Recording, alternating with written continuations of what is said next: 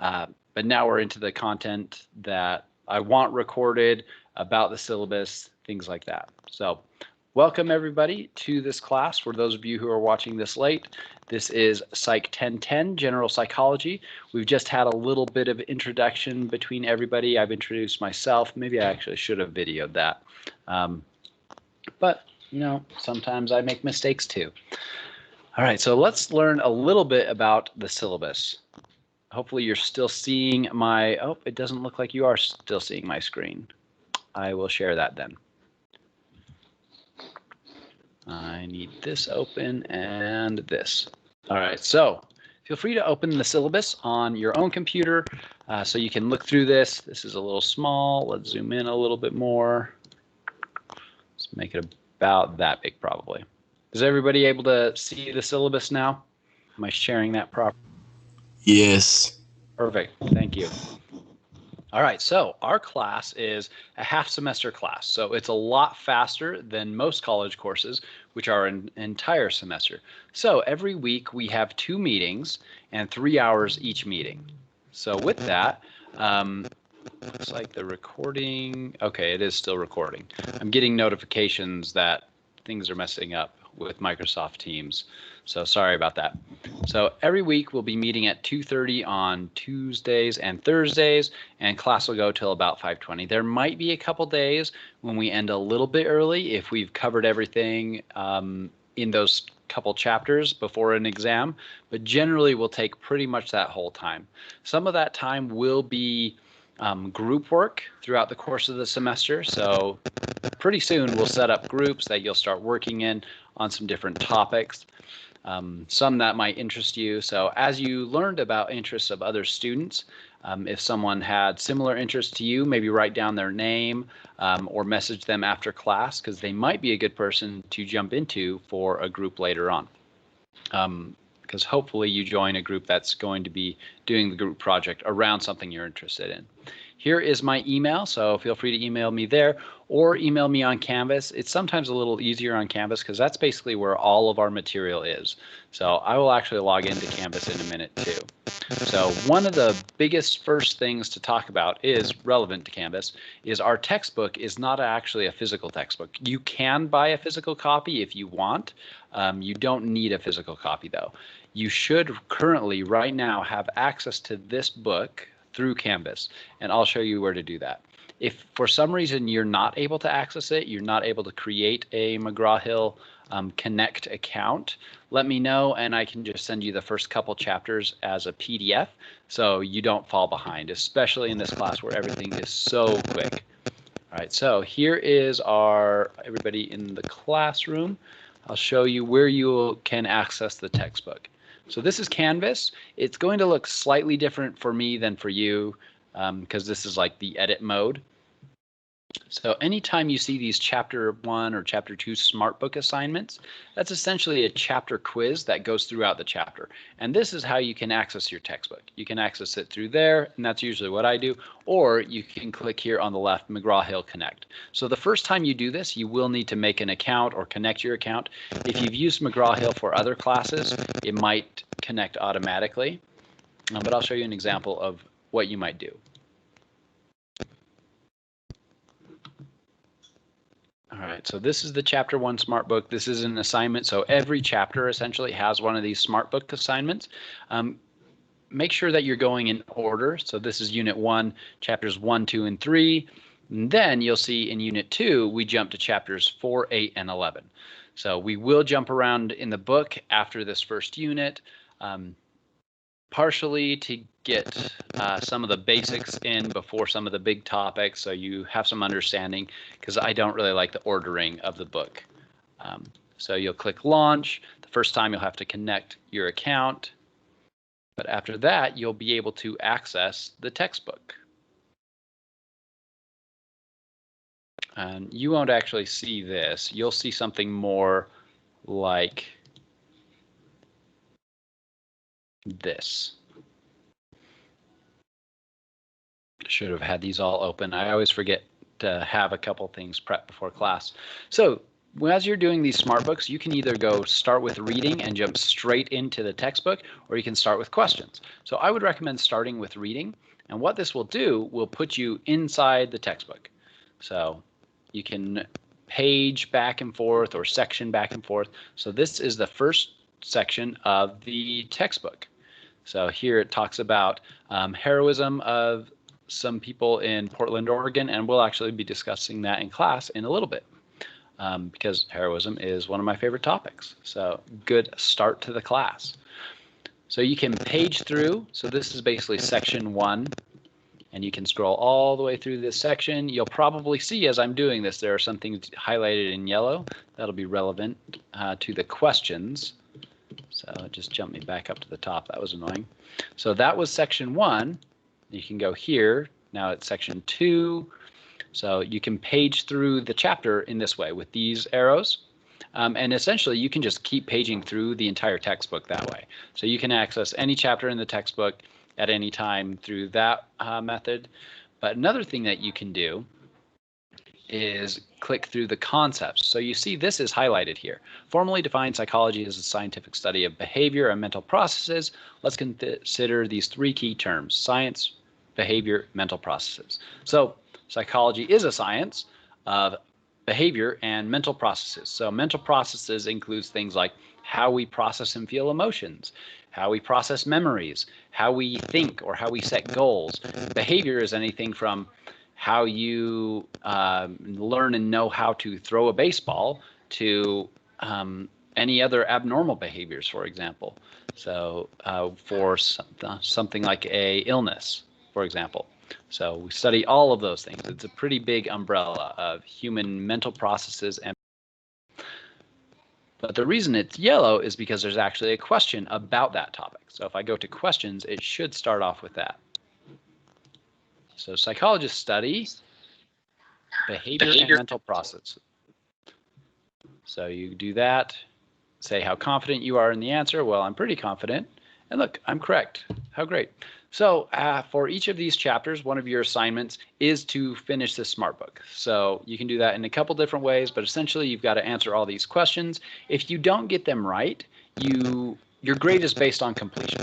So if you complete 90% of the questions and you get 70% of them right, your score will be 90% because you've completed 90% of the reading and 90% of the questions. So complete all the questions, even if you get some wrong. Those that you got wrong aren't going to count against your score. It's based on completion. So you can say, all right, let's go to the next question. Critical thinking is the practice of evaluating, oh, I haven't read this yet, so I can guess, or I could go back to the reading with this button down here. So now I'm back here to the reading, and I could go to that next concept with this. So this should be about critical thinking. So it should go in order for the question order. Sometimes it gets itself screwed up. If you refresh, it should go back in order again. So you can read this section and answer that question, or you can read the entire chapter, then answer the questions. So one thing that I do, the way that I would go about this is, let's say I have 40 minutes planned to study for our class, for Psych 1010. I would come and I would sit down and read for maybe 30 of those minutes. So I'd read as far as I could. Maybe I only got through section 2. And then for my last 10 minutes, I would answer those questions up to what I understand now. Or if you can finish the whole chapter in that 40 minutes, that's awesome. You could read the whole chapter and then answer all the questions, or you could go question by question. So it's up to you. It gives you that freedom that way. Again, your grade for this is based off of your completion of those questions. So there are about 15 questions per chapter. Yeah, and that is how to navigate through the SmartBook. If you have connection troubles with Connect, there are some resources in the syllabus of who to contact if that is happening. So here's some support. Questions with that SmartBook. So basically what that means is you don't have to buy any additional textbook at all. It's provided in your course fees already. Whether or not you've paid those yet, those course fees pay for this access to this online textbook.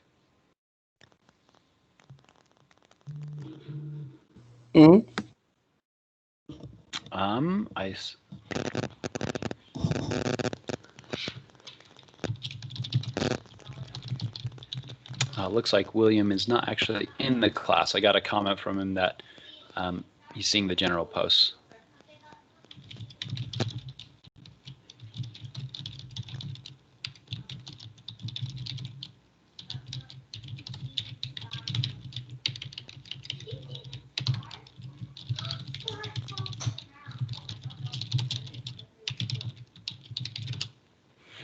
All right, so any questions about the textbook at all? Feel free to raise your hand or just put it up in chat or jump up onto all of our screens and talk. All right, so I do recommend you read the entire syllabus. Take some time to do that so you know everything. So things like additional materials, with access to Outlook, you also have access to Office 365. So even if you don't have Microsoft Word on your computer, you do have access through that online tool. Essentially, if you're in Outlook, I could probably show you that. I think I've got Outlook open over here. Anytime you're in any Microsoft thing, you can click over here and say, all right, I want to use Outlook, I want to use Word, I want to use PowerPoint. So you have that online version available to you. So feel free to use that with writing papers, for example. You can also download LibreOffice. That's what I use, actually. It's a free open source Office suite, so it's really similar to Microsoft Office, but it's free, and you can add a lot of different tools and things to it that you can't on Microsoft Office. I'm a fan of free and open source software, so there's that plug. But yeah, read through this. One important thing that I think I just missed over is if you have a disability, make sure that you go into disability services. I'm not sure if you have to do it every semester. If you've done it before and got accommodations for classes, you might just have to email them and be like, hey, I'm in a new class. Can you send this teacher my accommodation letter? So especially with this class, that's a lot faster. If you do need any kind of accommodations, knowing that sooner rather than later will help me make the class better for you. So whether it's extra time on tests or closed captioning software, things like that, let me know as soon as possible. Make sure, double check with them that they've sent the email. Maybe double check with me that I've received the email for any disability service things. So Canvas, we've looked at that. That's where basically everything. You can also use Google Docs. Yep. So you can use Google Docs with your group. You might actually want to use Google Slides to work on a presentation that you'll do as a group later on in the semester. The one thing with Google Docs and Microsoft Word and LibreOffice, make sure you're saving files into certain file formats. So this is actually in here, PDF.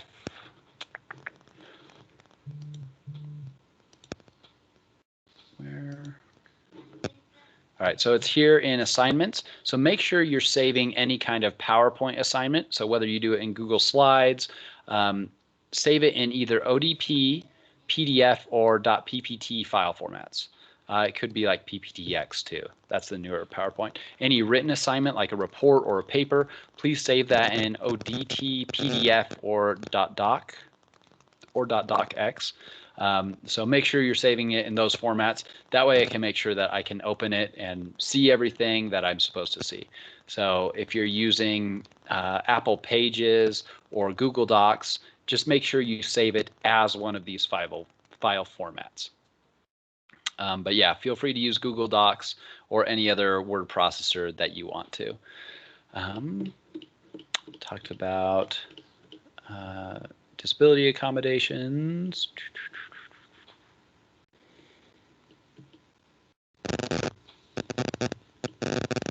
Canvas. Okay, yes, I do want to show a couple more things on Canvas while we're thinking about Canvas. All right, so Canvas is essentially where everything dual boot between Windows and Arch Linux. Oh, I'm not brave enough to use Arch Linux, Joshua, so you've got me on that for sure. I just installed Pop! OS recently. Before that, I had just been using normal Ubuntu. Yeah, I'm not that brave to try Arch yet. So here you'll get some introduction to online learning. Hopefully you've already reviewed this. If not, go through it to know a little bit more. Oh, there's some static. So feel free to go through these first. Is this any better for my talking?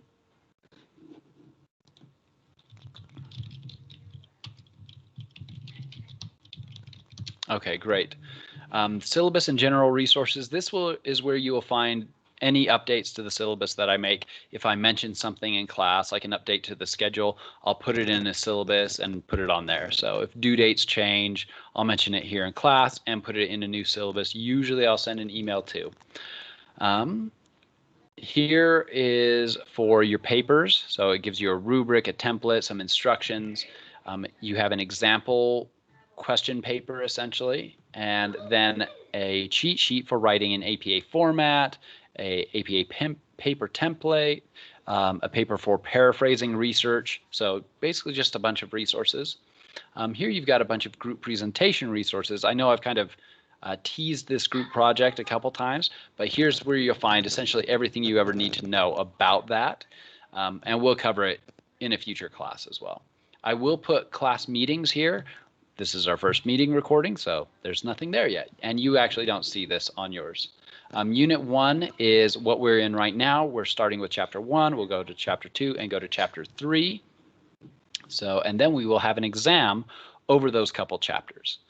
So the course is basically built into these units, and you can get the lecture slides, read the book. You have a study guide, and then a unit exam will open at the time. These discussion activities, this is essentially a holding place for the in-class activities. So during this time, we'll break off into groups, we'll do little activities, and you'll get some points for those.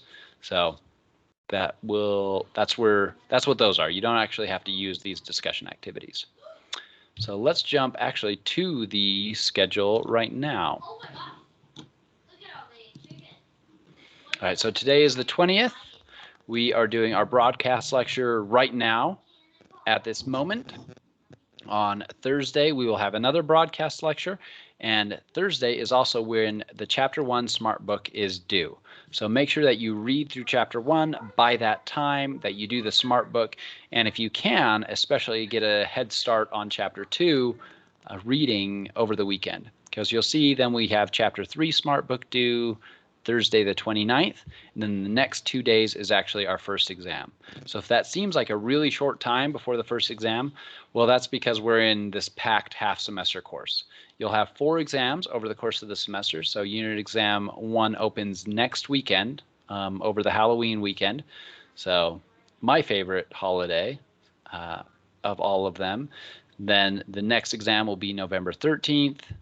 And then exam 3 will be open over the Thanksgiving holiday.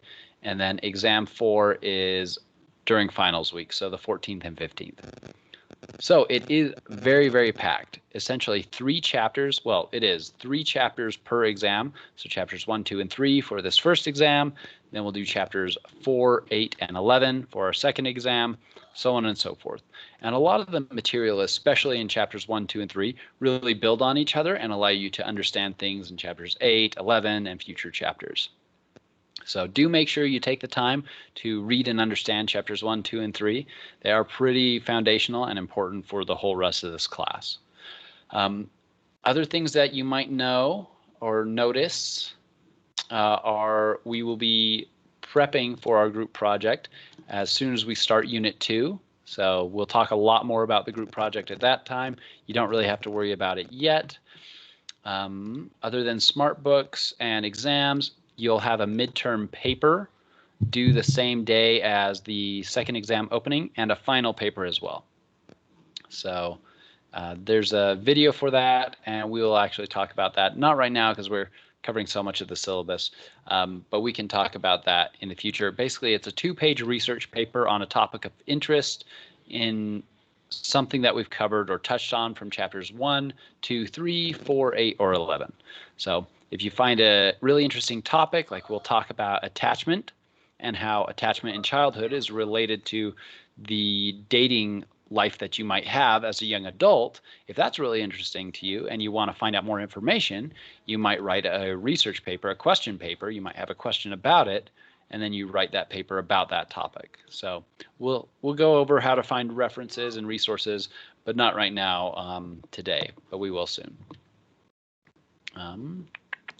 See if there's anything I'm missing. Do make sure you read through this netiquette policy. It's basically etiquette for an online class. So 3 credit hour course. This I should have actually updated and changed. So we're going to be in class 6 hours a week total. So expect about 2 to 3 hours for outside of class for this class. So that would be a total of about 12 hours per week for this class that you should kind of schedule and devote for this class. Emailing me through Canvas is probably the way I'll get it the quickest. I do tend to check my Canvas email before my Outlook email. Oh, if you have any questions about plagiarism, I've actually got some good resources here in the syllabus. For example, citing things in your papers is really important, your midterm and final paper. So make sure that you look over this academic honesty section before you do those papers. I will record all the class meetings that we have. So if you miss a meeting or if you're late, you can catch up by watching it. Essentially, I'll just put it on YouTube as soon as it's rendered and up, so you'll be able to do that. With the exams, they are open note and open book. With that being said, though, they do each have a time limit of about an hour and 15 or 20 minutes. Some of them are a little longer, some of them are a little shorter, depending on how many questions they have. With that, so you won't have time to, say, not read the chapter or not attend meetings and then try to do the exams. If you're searching for each and every answer, you're not going to be able to find them within the time limit. But if you've come to classes, if you've been reading the textbooks, if you've been doing the assignments, you'll know most of the questions already and be able to answer most of those. And then for those maybe like 5 or so that you're confused on or you're not sure you know, feel free to go back and use your notes, go back and use your book.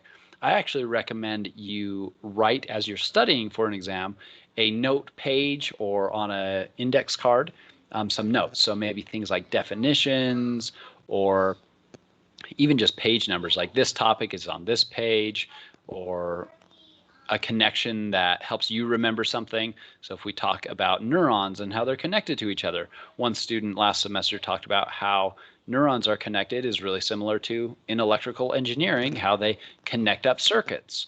So it helped them remember it. So it helped them do better on the test because of that. So with that, with the exams, they do need to be taken during those scheduled times. So here's our schedule on these 2 days, for example, for exam 1 and these 2 days for exam 2. Late exams, you will get a late penalty no matter what the reason. So if you know, for example, that you're going to be going out of town for, say, Halloween or Thanksgiving or something like that, and you know you're going to be really busy on these days, make sure you let me know in advance, and I can even open up the exam early for you. So if it's opened up early for you, you're not going to get a late penalty. You can get it done before you get out and not have to worry about studying anymore, those kinds of things. That is my recommendation. Late work, there is a penalty for late work. This would include things like your smart books. You can turn them in late, but every day that they're late, they lose 10%. So if you turn it in 1 day late, it's only 90% possible. 2 days late, only 80% possible, so on and so forth for 1 week. And then I won't take any late work after that 1 week. Here's the percentage breakdown for the different grades. That's a good question. Do you have to show up for class? Well, you never, I mean, yes and no is the answer. So I don't take attendance every week necessarily. The points for attending class actually come from these group discussion activities.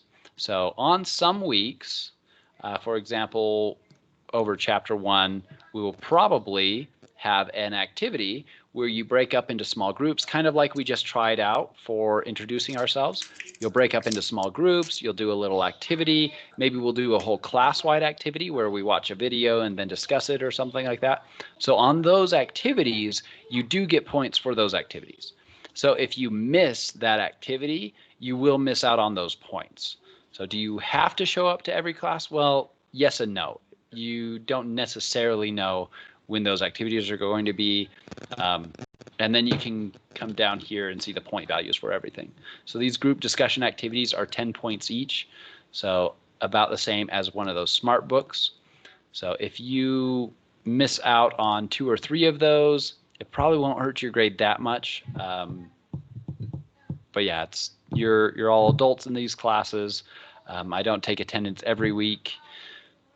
Just for those activities, I'll take attendance. So do you have to show up to every class? Yes and no. So if you know you're going to be out of town for something, email me in advance. You can be like, hey, are you going to do one of those activities? Is there anything I could do to make up for it? Something like that in advance.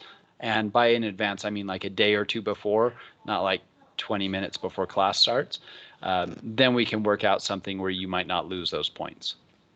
So, and since we're down here, this is a place where you can track your points in the class. So each exam is worth 100 points. The final is semi-cumulative. It'll mostly focus on the last unit, but there will also be questions that you saw in exams 1 and 2 and 3. The question papers, those are your midterm and final papers, are worth 50 points each. Your group presentation is also a lot of points, so do make sure that you're showing up with your group to the meetings that you set, because most of that work is going to be done outside of class.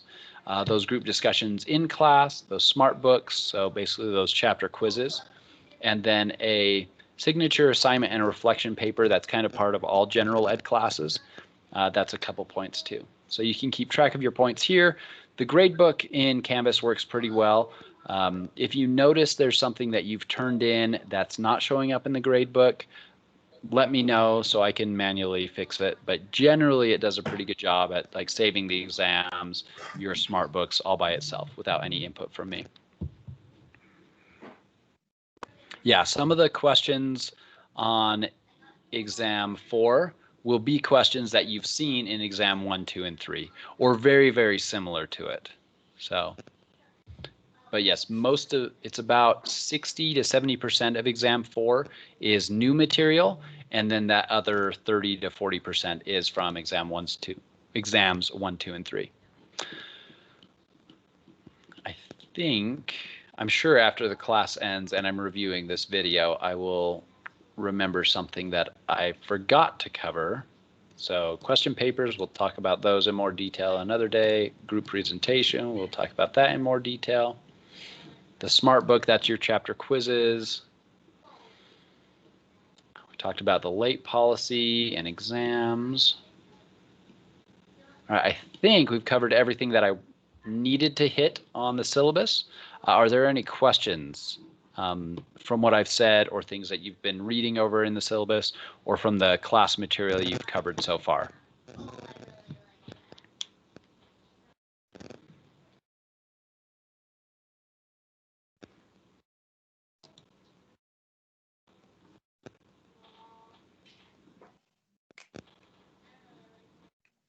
All right.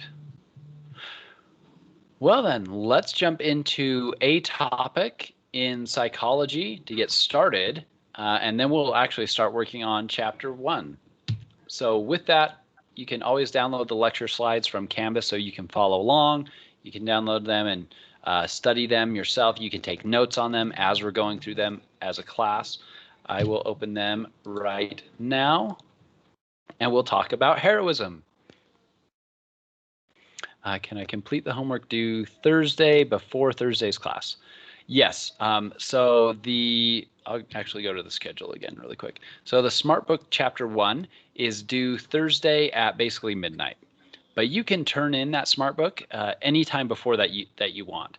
If you were feeling really overachieving and felt like you could read the entire book in a couple days, you could do all these Smart Books over this weekend, for example. So feel free to turn in these smart books early.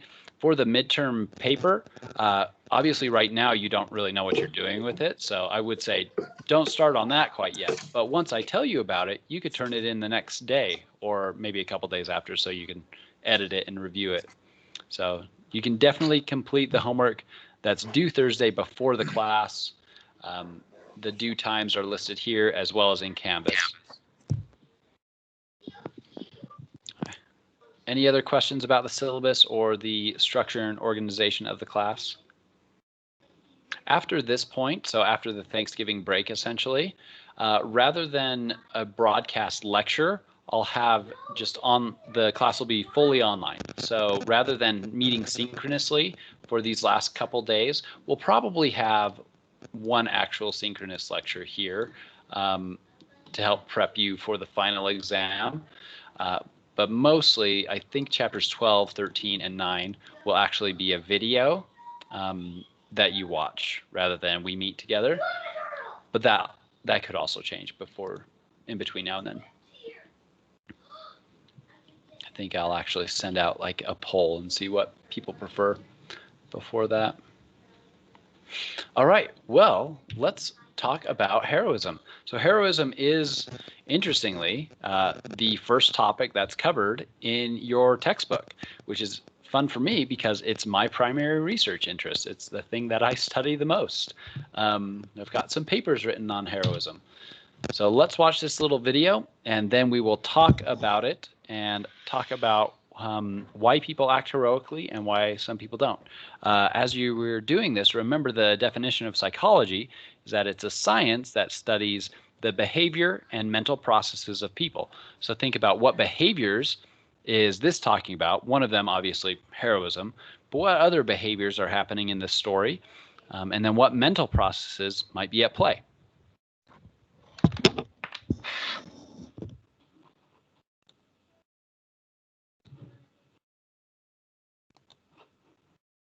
Today about that deadly train attack in Portland. 3 people were stabbed, 2 fatally, when they tried to help a Muslim woman and her friend. ABC's Danya Bacchus has the latest.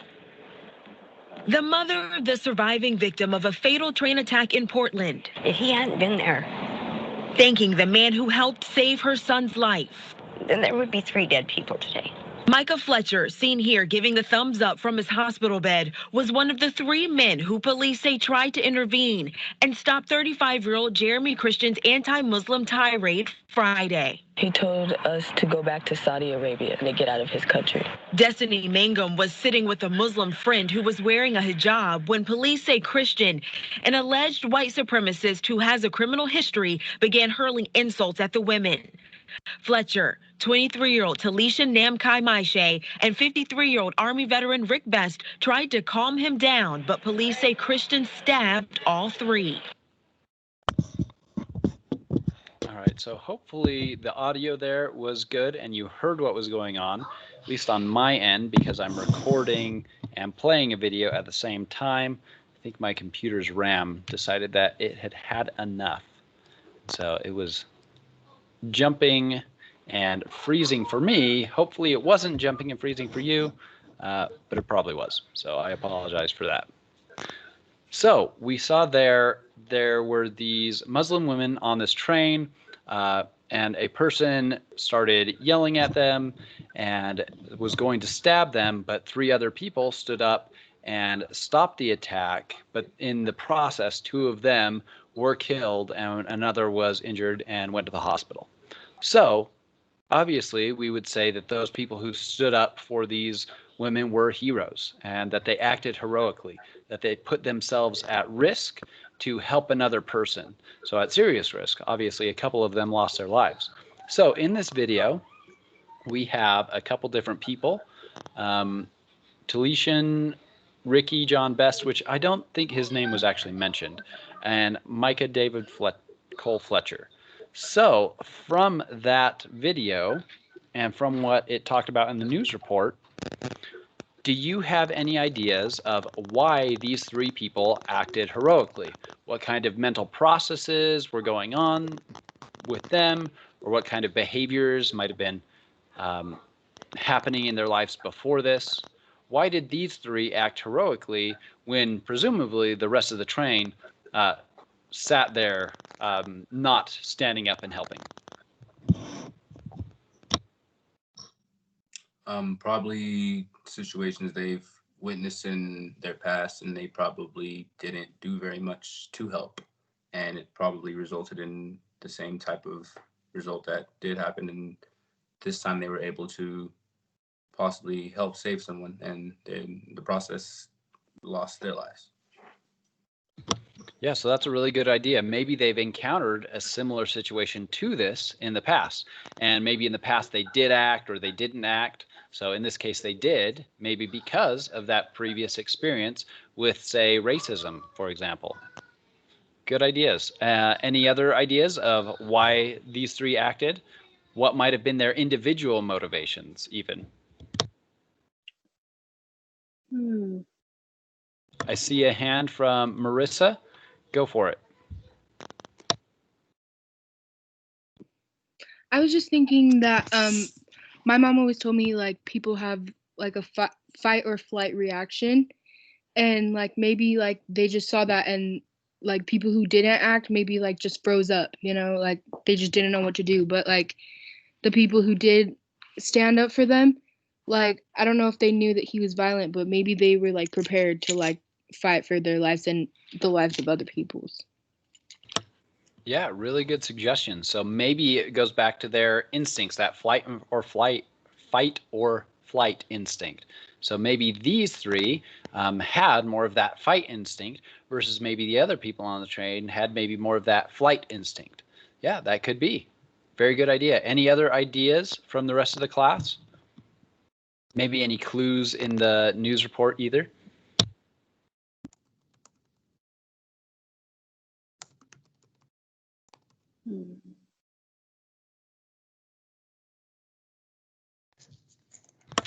So another comment on fight and flight or natural instincts. So yeah, that would be an interesting question. Why might natural instincts lead some people to act heroically versus some not? Very good suggestion. Then I saw another couple hands from Marissa and Brianna. Let's hear from Brianna first. So part of it could be between the three of them, more of like a nurturing type of response as far as how they were raised, to kind of stand up for somebody being bullied or stand up for the underdog or what have you. The other thing I do know from some experience as far as military background, specifically for Ricky John Best, that's part of his training is to protect those who can't protect themselves. Yeah, good ideas. So I heard two things there. One, that maybe the military training specifically for Ricky John Best, and another that maybe all of them shared a characteristic of being a little more nurturing. And so maybe they're more likely to stand up in this kind of situation. Yeah, really great ideas. I also saw Marissa's hand was up and now it's down. Were you going to say the same thing, Marissa, or? No, I just still had it up from earlier, sorry. Okay, no problem. And then I did see another hand pop up really quickly at one point. Maybe it was just someone accidentally hitting the button, but anyone else who wants to make a comment, feel free as well.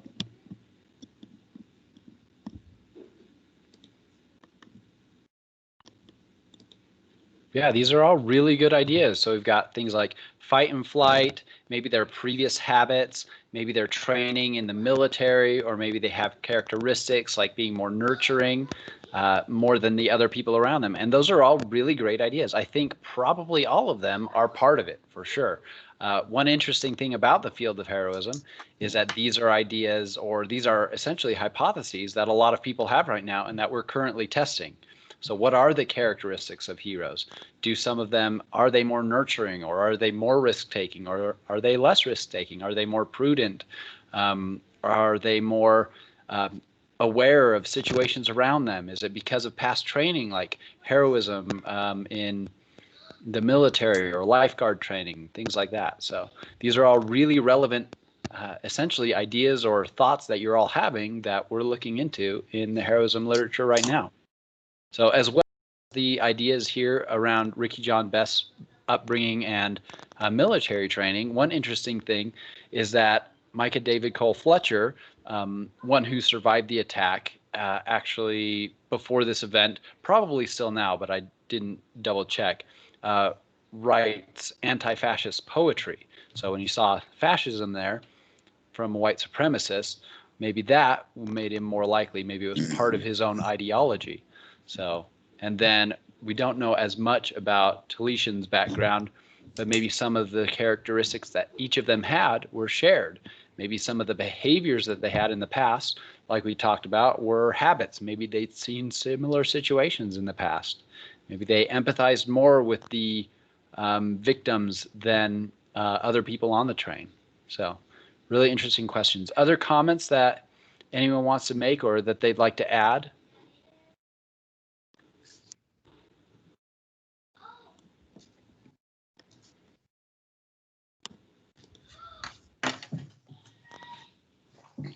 All right. Well, yeah, it's really interesting that this kind of, and this is what a lot of psychologists do, is look at human behavior, look at something like this situation and say, well, what caused this? Why did these heroes intervene? Why didn't others intervene? Why did the attacker behave the way they did? And as psychologists, we look at the people's mental processes as well as their behavior. And that's what a lot of psychology does, is look at interesting behaviors or things that we might not quite understand. Why did some people act and some people not? That leads us to then study the psychology of it.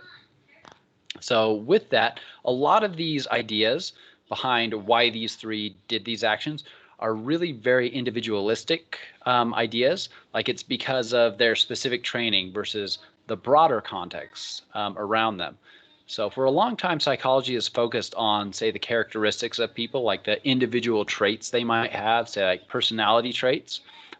But more recently, psychology has done a lot better job of looking at the broader context that might affect people's behavior and mental processes in given situations. That's one thing that the mayor in this video actually cites as well. So let's watch this really quickly.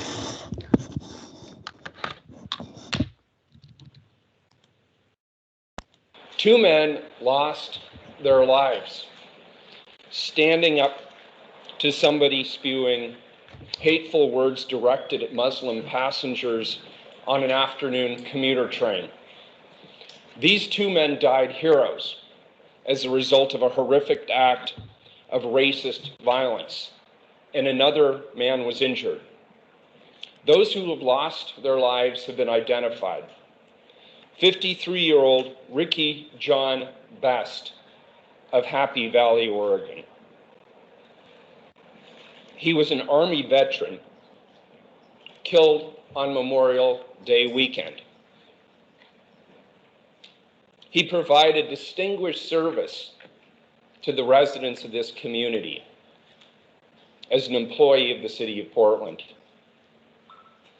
23-year-old Talesian Mirdan Namkaimesh of Southeast Portland.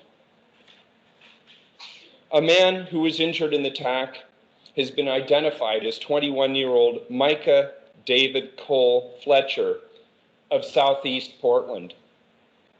They were all attacked because they did the right thing. My heart goes out to the friends and family of those who've lost their lives.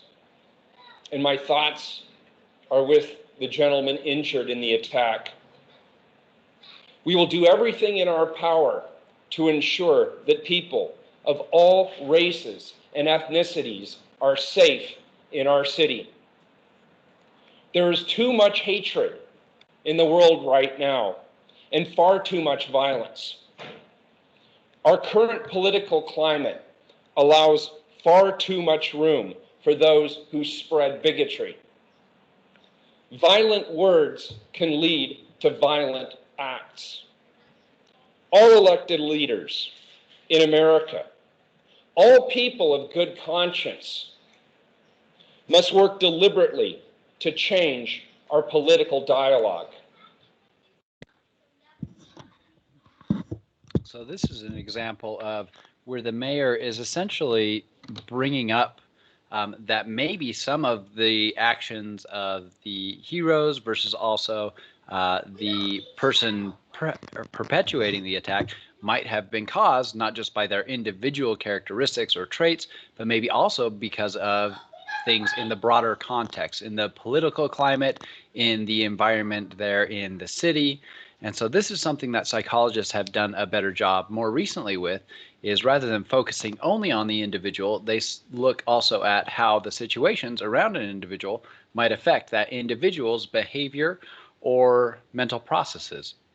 So with that, that might sound a lot like sociology to you, and essentially it is. So psychologists now today a lot of times work with sociologists, work with people of other disciplines, work with medical doctors, they work with historians, anthropologists to look at, well, there's all these other fields that focus on other aspects of things that affect human behavior and mental processes. So psychologists will work or even have expertise in those other areas to bring in that kind of information too. So that's one way that psychology has moved from maybe what you're used to thinking about it historically as like one person on a couch and a therapist like working with them.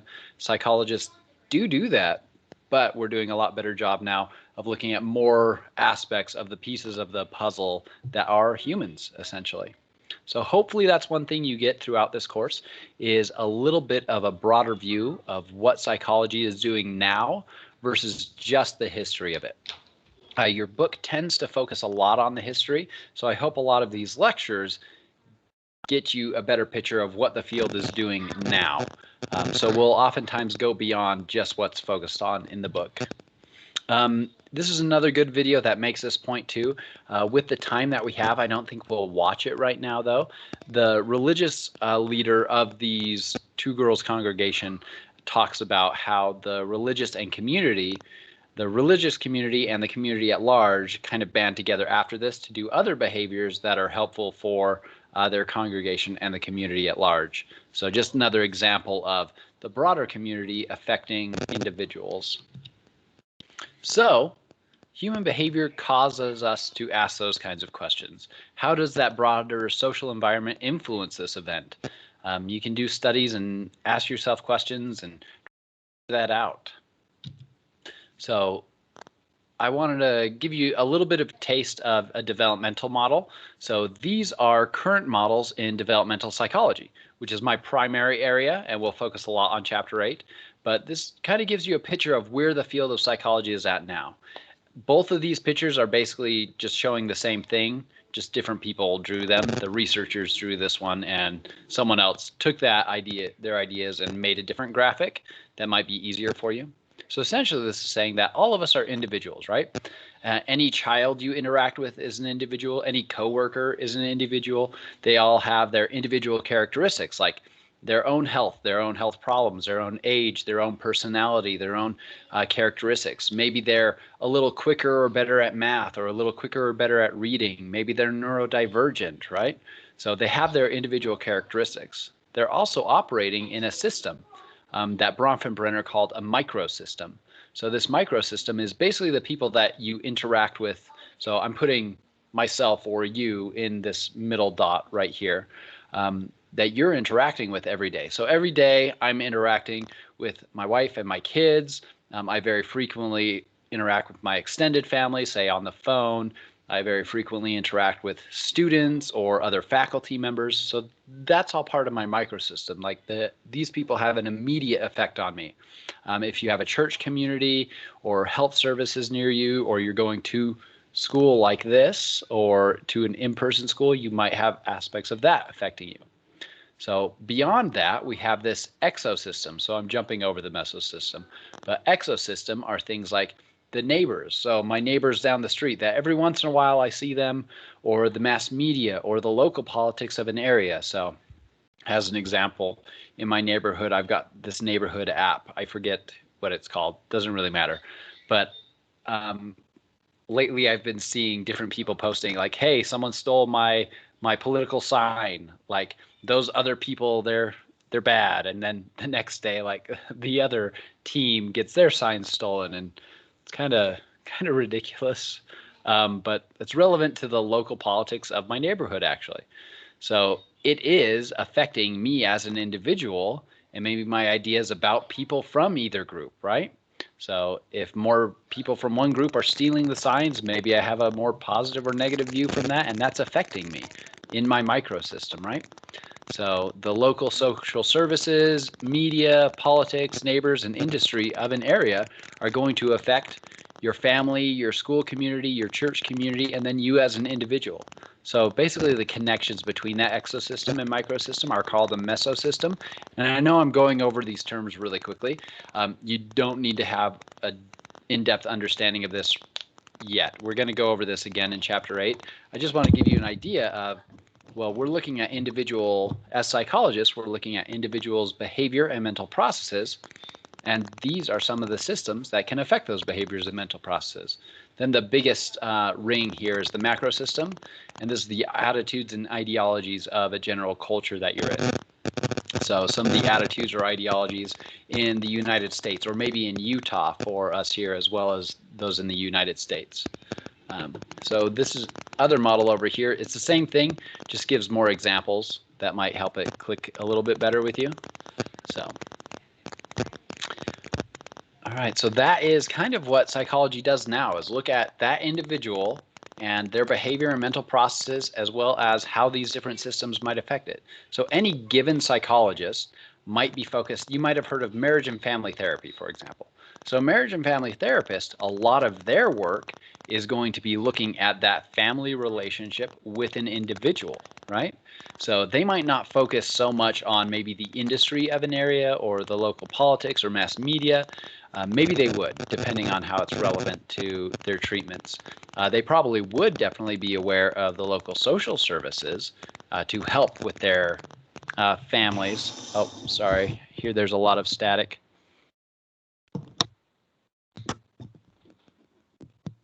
All right, hopefully that has helped. So with that, any psychologist doing research might focus on 2 or 3 of these points. Any one psychologist probably isn't looking at absolutely everything. That's why we all work together and publish our work and write books and research papers, so that the person studying the connection between neighbors and schools and industry is writing their findings, so that the person who's researching churches' effect with mass media will know the interactions between those things. So any given psychologist might be doing treatment or work on improving different areas, improving relationships, improving individuals' mental health, and they might look at any specific aspects of this. So it's a big kind of broad model, but any individual psychologist is probably only looking at piece or a couple pieces of this at any given time. All right, so now we're going to jump into the actual meat of the chapter 1 stuff. We've already kind of covered this, but psychology is a scientific study of behavior and mental processes. So I think we'll get through this since we've mentioned it so many times, and then we'll take a quick break. Basically, you can go and refill your coffee or get some water, use the bathroom, and then come back in a few minutes. So hopefully we have a better understanding already of scientific study of behavior and mental processes. So actually, we'll go over the details in a minute. I think we should take a quick break now before I go into more specific examples of science, behavior, and mental processes. So be back here in this general meeting at about 4:03 or let's say 4:04, and we'll have a quick break, and I'll see you back at 4:04. Okay.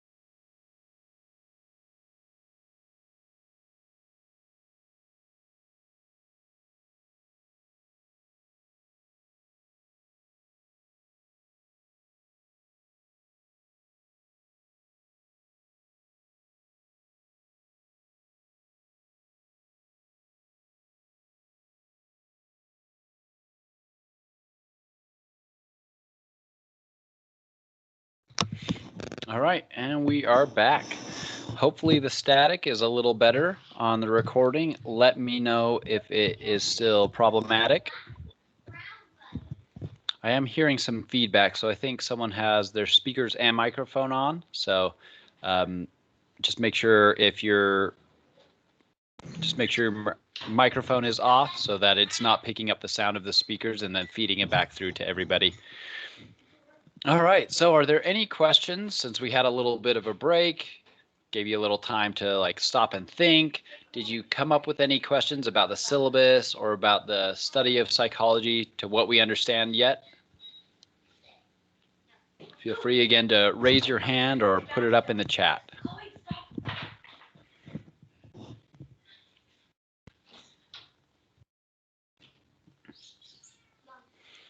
All right, well, let's keep talking about psychology. We'll focus right now on the scientific part of psychology. So what do we mean by science? I'm trying to roll my seat over and bumping my table. So by scientific, we mean that it's systematic. The way that we study is the scientific method, and that's a systematic method for observing, describing, predicting, and explaining phenomena. So with psychology, we're talking about behavior and mental processes. So we observe things like emotions, we observe things like heroic behaviors, we observe things like abnormal behaviors that you might expect from, say, a hallucination. So you make those observations, you describe them, describe what might lead up to those things, what they might be caused by, make predictions, try to explain these things. So we use science to do that. Specific methods that we often use: experiments, which are something you're probably pretty familiar with. Let's take a medicine example. If you want to test a medicine, you would give someone maybe the medicine and another person the placebo or a sugar pill. So that's an example of a experiment. So 50 people take the real medicine, 50 people take the placebo. You see if the medicine works to make symptoms better, or does the thing that you want increase, I don't know, some sort of neurochemical that you have.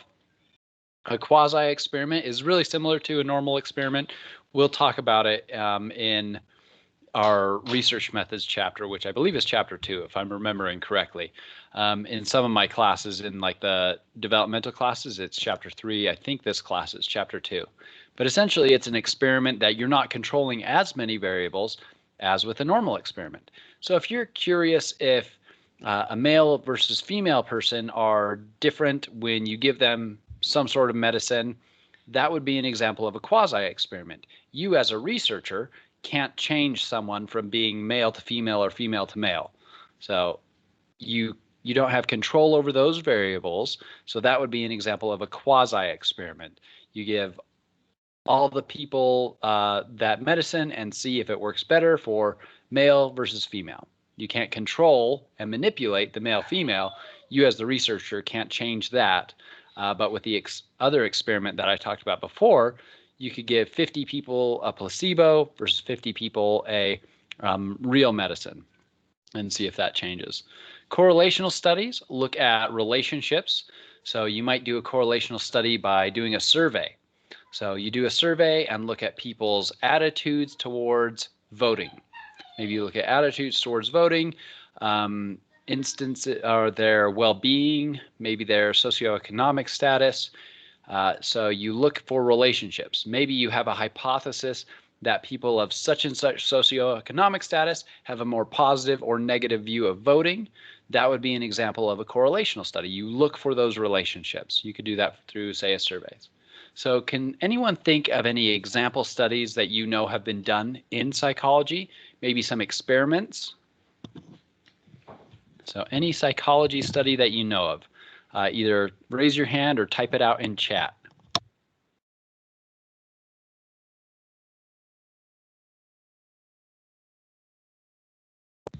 I see a hand from Kelly. Go for it.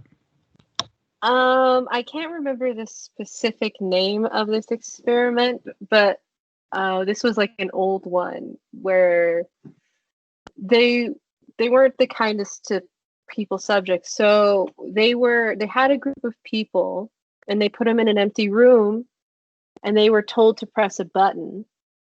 And the button, when they pressed the button, they heard someone groaning in pain, and there was someone on an intercom telling them to continue pressing the button until the point where they keep hearing the pain of another person in the other room going louder and louder and louder.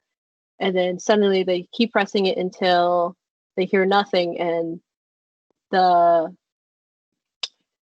person, so this was a study about like more of like having someone in power telling, like being told what to do, and like being told what to do in like someone in a higher position, even if it goes against your morals, that person will still do it because it's like a somewhat blind following of that person. Yeah, really good description of that. So the name of that researcher that did it originally was Stanley Milgram. And so Milgram's study was about, just like you said, an obedience to an authority. So the authority was just the experimenter. Basically, it's some dude in a lab coat, like a white lab coat that looks like an official, telling a person to, they essentially, they told the person that was being experimented on, so just to add a little bit of detail, that it was about learning, that the study was about learning, that they had to ask the learner questions, and anytime they got it wrong, they push a button and it gives that learner a shock. So they told them they were trying to see if punishment helped people learn. So as they went through, they shocked them. The participant thought that they were shocking someone with more and more voltage. Eventually they were screaming in pain, even getting silent. Saying they had medical conditions, and all the experimenter would do would repeat a couple different phrases, saying things like, the experiment requires that you continue, or you must continue, or there's no lasting damage, please continue, things like that. And just because of that authority, people kept doing that, went against their conscience, just like you said. Yeah, so we'll talk about that one again in the chapter on social psychology, but really great example. So for that, they're looking at the behavior of obedience to authority. So will people be obedient? Then they later on ask them questions about, well, why did you do that? So trying to get at their mental processes. And then further studies down the road looked at similar processes. So yeah, really great example, Kelly. Great work there. We've got a couple other hands up, and I saw a comment first actually before some of these hands. So Nicole says the Stanford prison experiment. So Nicole, do you want to explain that one, whether in the text or using your microphone? Can you hear me? Yep, we can. Okay. So from what I remember, it was a bunch of college students during like spring break or something signed up for this experiment, and they split them up into prisoners and prison guards, and they kind of like set up a room where they had like a fake jail and stuff like that, and then they like watched them and how the prison guards change, like how their personality changes into treating people and stuff like that. But yeah, that's my best explanation. No, that was really great, and really quite accurate too. There's been a couple recent movies and documentaries about the Stanford prison study, but you described it well. So just normal, everyday. Well, I mean, how normal are all the young white men in Stanford at that time compared to the population of the world? But that's something we'll talk about with research methods. So they took a bunch of undergraduates from Stanford, all the young men, and they put half of them in the positions of guards, half of them in the position of prisoners, and they looked to see what would happen. The prisoners were actually arrested by the local police, and even though they knew that this was a study that they were a part of, and within just a couple days, the guards were abusing the prisoners, dehumanizing them, a lot of terrible things. So it went a long way to show us the behaviors that people will do under both authority and with a hierarchy like that, when they have this, when they're dehumanizing people, when they're a part of a group of the guards versus the prisoners, the kind of behaviors that they do. So it's another good example of a social psych experiment. And it's one of the ones that both the Milgram and Stanford Prison Study are ones that people tend to know about because they were found to be pretty unethical and changed a lot of the rules of what we can and can't do as psychologists. So really good relevant examples that you're putting forward. So way to go there. I think the next hand I saw was Adam's. So go for it, Adam. Take the mic if you'd like. Can you hear me? Yep, we can. Okay, so basically this example comes from one of my favorite TV shows, The Office. Basically, it just kind of goes into about how they did an experiment on rats being their salivation glands being exposed at the sound of a bell. So basically, Jim is basically he makes a noise on his computer and he hands a mint to Dwight and he takes it, and he does this over the course of a couple times, and then eventually he presses it and Dwight lifts up his hand anyway, but he's like, what are you doing? Like, what's going on? Yeah, really good example. I can picture that one right now. I've actually got that clip in one of the future slides when we're talking about operant conditioning. So yeah, that's a really good example of a lot of operant conditioning studies and classical conditioning is done with rats and with dogs. So the original study was done by Pavlov with dogs and ringing a bell, and then the dogs would salivate because they'd ring the bell and bring the food. So it was an experiment on learning. So the behavior is and mental process is learning. So one of the ideas of learning is that you associate one thing with another thing. That's one way we learn. So the dog, or in this case, Dwight, started to associate that sound, the sound of the bell, the sound on the computer, with a food. And so then behaved and had a response because of that. So again, that's conditioning, operant classical conditioning. So we'll talk about that in a future week, but really good example of a psychology study as well. And so I see hands from Brianna, Kelly, and Adam. Did you have more comments on these studies that any of you wanted to say?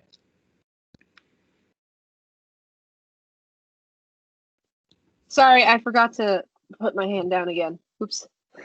Yeah, no problem.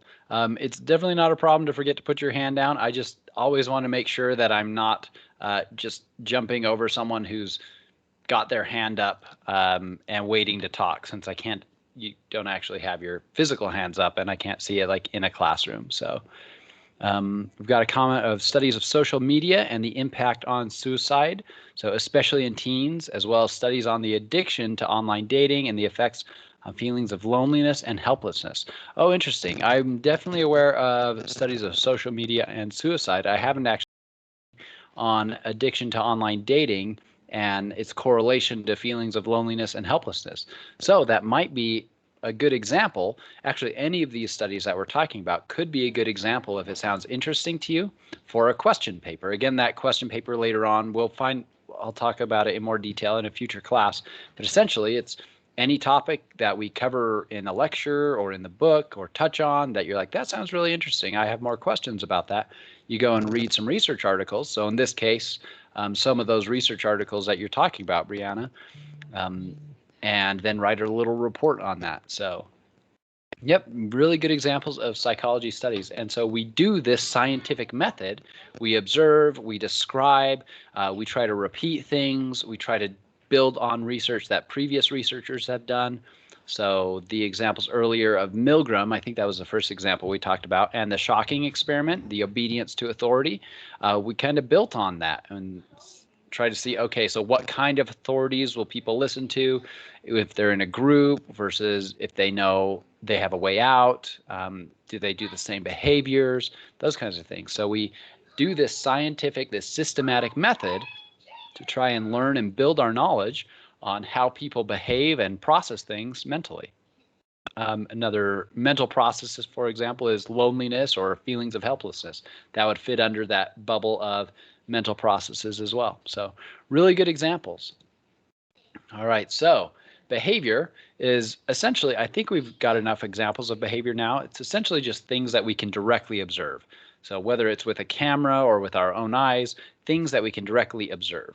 So raising of hands, for doing it systematically, I could count, for example, if I wanted to know how engaged students are in a classroom, I could count the number of times they raise their hands. So let's say today I have my normal lecture versus I have maybe the same class later this afternoon, and I want to change something up and see if I get more engagement. I could do a little quasi-experiment that way. And so I can do the class a little differently and count how many times students raise their hand across the whole class. That would be one aspect of scientific or systematic data that I could collect and can compare. How many cups of coffee a student drinks, or how many cups of coffee your professor drinks during the class might give you a sense of maybe how tired I am, as an example of a behavior. You could time how fast a rat runs through a maze. You could measure a whole lot of other different behaviors. How many times a young child helps people on the playground, or tries to bully people, or stays in line versus gets out of line, things like this. Any kind of behavior we can directly observe systematically. Mental processes, thoughts, covers a lot of things. So thoughts, cognitions, feelings, motives. It's really difficult to directly observe mental processes. In a lot of cases, we really can't. So how can you observe someone who feels motivated? So their outside behavior might be a little different from someone who doesn't feel motivated, right? There might be a relationship there. But what does that tell you about the process of feeling that motivation? It might be harder to learn through direct observation. You might have to do other things like look at their neurochemistry, ask them questions about what they're feeling or thinking when they feel motivated versus when they don't feel motivated. So there's other ways to study mental processes. Maybe things like MRIs might be useful. So thinking about how someone solves a problem, how someone solves a math problem, how someone solves a problem in their life. So that could be, you might be able to observe some behaviors related to that. Maybe they try a couple solutions. You can actually observe them doing it. Or you might ask questions, do a survey, look at their brain chemistry, look at an MRI. So mental processes can be studied as well. Usually it's just a little more tricky than just the outward behaviors, which is one reason why a lot of psychologists for a couple decades, were so focused on behaviorism and looking just at the outward behaviors of people as a way to understand how people behave. So that goes back to like Pavlov and conditioning, being able to look at behaviors specifically. So I put the slide in the wrong place, but this is good because it reminds me. Yep, we did all those things. Good. We'll talk more about question papers and group presentation later. Points and schedule. All right. So even though this is the first day of class, you probably haven't done your SmartBook assignments or have any points yet. You can actually get extra credit. So you can get 5 extra credit points for putting your picture on your Canvas profile. So mine was actually not working earlier today, so I might actually have to contact Canvas support. So when you go to your, hopefully you can see my Canvas page. When you go to your account page, you should be able to click on essentially your picture in your settings and change it. I attempted to do that earlier today and it didn't work. So here you should be able to go here and upload a picture or take a picture and save that. So if you've already got a picture on there, you don't need to change it for any reason. This will help me as I'm really pretty terrible with names, I'll be honest. And one thing that can really help, especially in the online class, is to get familiar with you and see your face and your name together on Canvas at the same time. So that's the main reason I like students to do it, to put their picture up. So if your picture's already there, you're good. You've already got 5 points essentially. So get that in before next class and you can get 5 extra credit points. Again, you don't have to put a new picture. If you've got a picture already, go for it.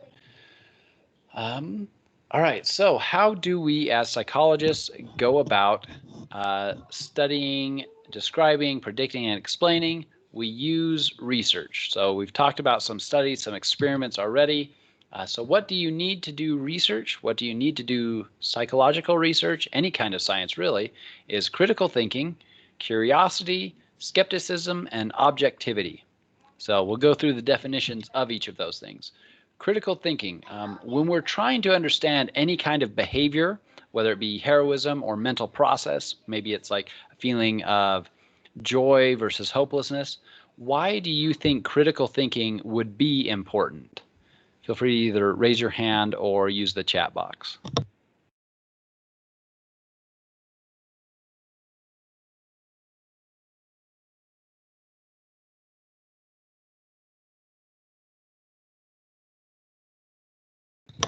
I see a hand from Nicole. Go for it.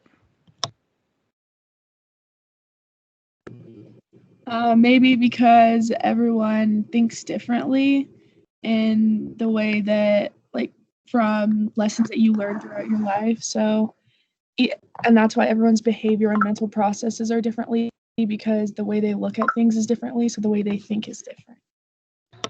Yeah, really good points. So with that, the backgrounds of people is different. Even if there are a lot of similarities between two people, they're not going to be exactly the same, right? So you need to think critically about those differences, what might be relevant to their behavior or their mental processes to try and figure out, well, what do we have to look at here? If we have two twins who have grown up in the same house their entire life, but who like different kind of subjects and topics or are interested in different things, and then they behave differently. Well, why is it? Is it because of their genetics? Well, maybe not because their genetics are the same. Maybe it's because of their different interests. So you can use your critical thinking to look at those differences of how people think, figure out, well, why is it important for their behavior and mental processes? Really good. Oh, too far. So with that, critical thinking also includes asking questions about any behavior and mental process to try and figure out the answers around anybody's behavior and mental processes, to evaluate evidence that you see. So if you see certain behaviors, is that relevant to the topic that you're looking into, or is it irrelevant? And creativity here is really important as well. So especially when you're trying to design a study or try to look at any given topic, being creative about how you do that will maybe get you a better result. So for example, Milgram's study, even though it was pretty unethical, he didn't tell the people afterwards that they hadn't actually shocked anyone, for example. It was a pretty creative way to see if people would be obedient to an authority. Did it all in basically a classroom size area, could have it recorded. Like, that's a pretty creative experiment as an example. So in this class, you might come across information that either fits or conflicts with your current knowledge or beliefs. So with that, engage in critical thinking as you come across any new knowledge, if it fits or if it doesn't. So look at the sources, ask questions, challenge yourself in your own ideas, and you might even need to revise some of your previous theories. So one example of that is just by raise of hands, like just clicking the raised hands thing, has anybody heard of the idea of being left versus right brain? And does anybody know if they are left or right brain?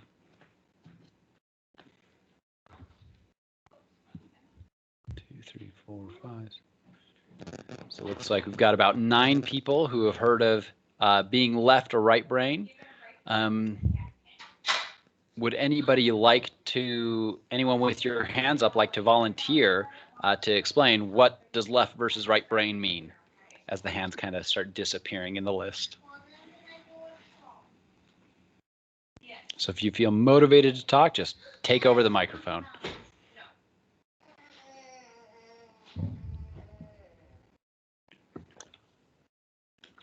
Isn't one more creative and then one is more like logical?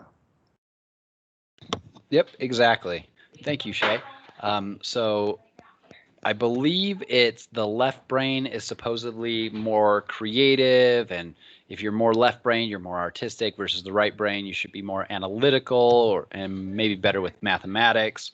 So, but that's the idea. Whether I'm getting the sides right or not, that's the idea. So that is something that a lot of people have heard, that you're either left or right brain. Thing is, though, that's not the case. There are some processes that are stored in the left hemisphere of our brain. So, for example, language is processed. This is the left side of my head. The camera might be reversing me. But basically, around this area on the left side of my head is where most people process language. So, if you're talking about the left brain, usually people are processing language on the left side of their brain. But if I had brain damage there, that area might actually have migrated to the right side of my brain. And for essentially, other than a couple key things like language processing, most every process that we do, like solving a math problem or creating something for art, uses both hemispheres of our brain. So it's actually a pretty common thing for people to believe that they are either left or right brained, and that kind of decides if they'll be better at creative pursuits or better at analytical pursuits. But in reality, most people use all of their brain essentially all the time throughout the day. Another common myth that I think is kind of dying out now is that people use only 10% of their brain. So if you're only using 10% of your brain, you're probably in a coma. Generally, we're using quite a lot of our brain. It's kind of hard to count it as like a percentage because we're not like a little computer or smartphone that gives like a processing percentage on it. But generally, we're using a lot of the area of our brain for any given task. Remembering something, we'll use a lot of the networks in our brain that were being used when we had that memory happen. So if you remember the first time you learned how to ride a bike, for example, your body or your brain will process through those areas of your brain that were active at that time. So an example of something that you might need to engage in critical thinking of. And I just said this, but you don't have to just take my word for it. I have one source listed here in the slides that you can watch this video, learn a little more about this left versus right brain idea, or look at any of the sources in the book. Ask me for sources on things. So think critically about the things that you're presented in the class. All right, we still have a couple hands up from Shay, Adam, and Kelly. Any additional responses?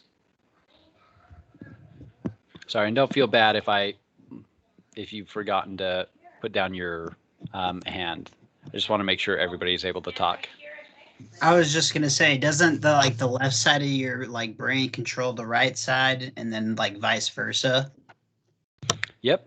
In most people, the left hemisphere of your brain, and basically right about here, like about midway, so basically where my hairline has receded to, the left side of your brain there will control like your right limbs. So right eye, right ear, right arm, right hand, right leg will be controlled by a corresponding spot in the left side of my brain.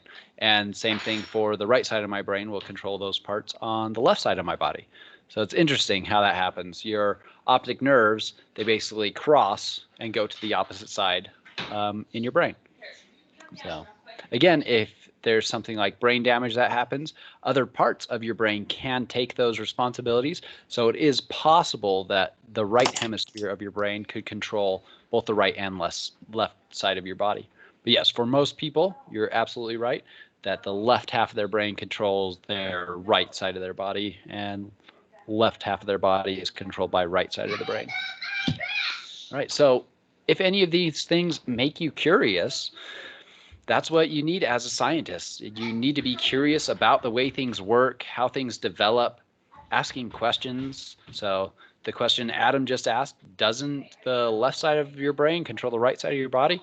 That's a good thing to be curious about. Those kinds of things lead psychologists to ask questions about human behavior and human mental processes. You could actually, if you wanted to know more information, you could probably find a study where someone's asked the question, well, what's happening at the neural level?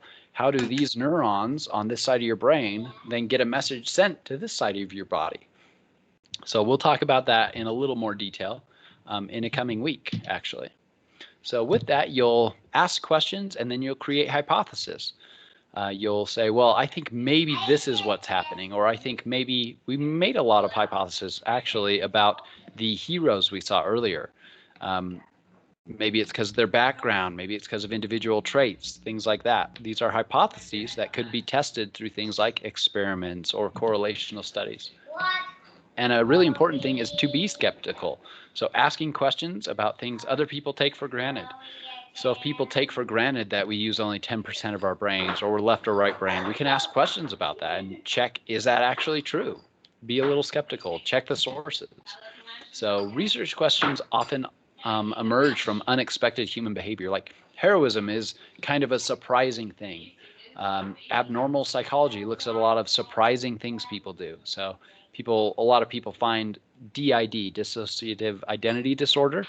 You might have heard it referred to as like multiple personalities. They find that really unexpected or fascinating. And so it leads to research questions. So some of the studies, like Milgram's study, actually came out because of the questions.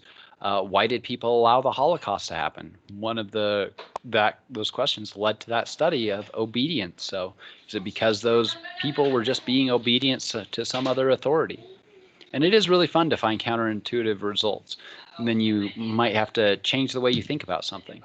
So skepticism doesn't mean someone who's doubting, but that person who's investigating or researching, as opposed to the person who thinks and asserts and thinks that they've found the answer to it. So kind of a paraphrase of that quote. So objectivity. As scientists, we try to see things as they really are, not just how we think that they are or how we might even want them to be. So if I have a tool to help students be more pro-social, I want to see, does it actually work or not? I want that objective thing. So scientific knowledge is based on evidence gathered through empirical methods. So does anyone know what a double-blind study is? It's not actually this. This is more of a joke about double-blind studies. But does anybody know how to describe an actual double?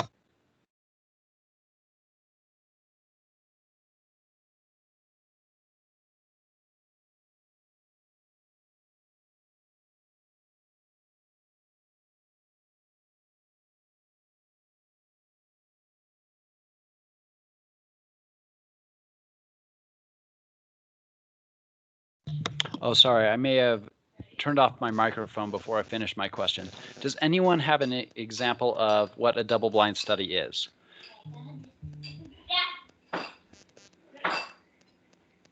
Yeah, really good. So Joshua says, yep, both the researcher and the patient don't know if they're getting the placebo or an actual pill. So in this kind of case, the person giving the pill doesn't know if this is the actual medicine pill or if this is the placebo to participant A or B, and then neither does the participant. They're getting a medicine they think will work. So that is one way to be more objective, to make sure you're getting the actual result. Does your medicine work, or is it just because people think that they're taking a medicine? Well, if you give half of people a real medicine and half of them a sugar pill, then that should tell you if your medicine is actually working. So Joshua, you also mentioned, and sorry I missed your comment, I didn't see the notification, so my fault.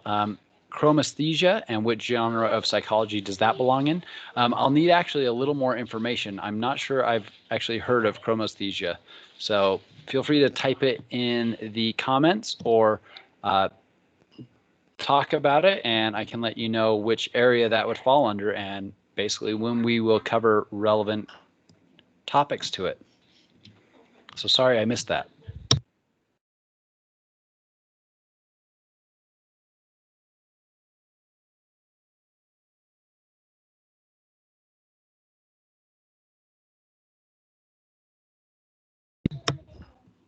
Okay, synesthesia from sound to sight. Okay, great. Yep, we're actually going to be covering that in, oh, it's different in my developmental textbook. I believe, oh, I took the schedule away. It's one of the first couple weeks. It's either chapter 3 or chapter 4 that we're covering, sensation and perception. So it'll be when we're covering that. And so that would be relevant to cognitive psychologists as well as any psychologist working in the fields of sensation and perception. So, but one school of thought, and probably cognitive psychologists, would be where you'll get the most people interested in chromesthesia. So good question. All right, so yeah, for sure. And so we will be covering that pretty soon, actually. So you'll get some information relevant to it, but might also be a good thing for a question paper, since you probably have a lot more information on it than I'm aware of, obviously. All right, so we've been talking about the science of psychology for a while today, but where is the therapy? A lot of people, when they come into a psych course, they expect a lot of it to be this kind of sitting on a couch, talking to someone, therapy stuff. So where is that?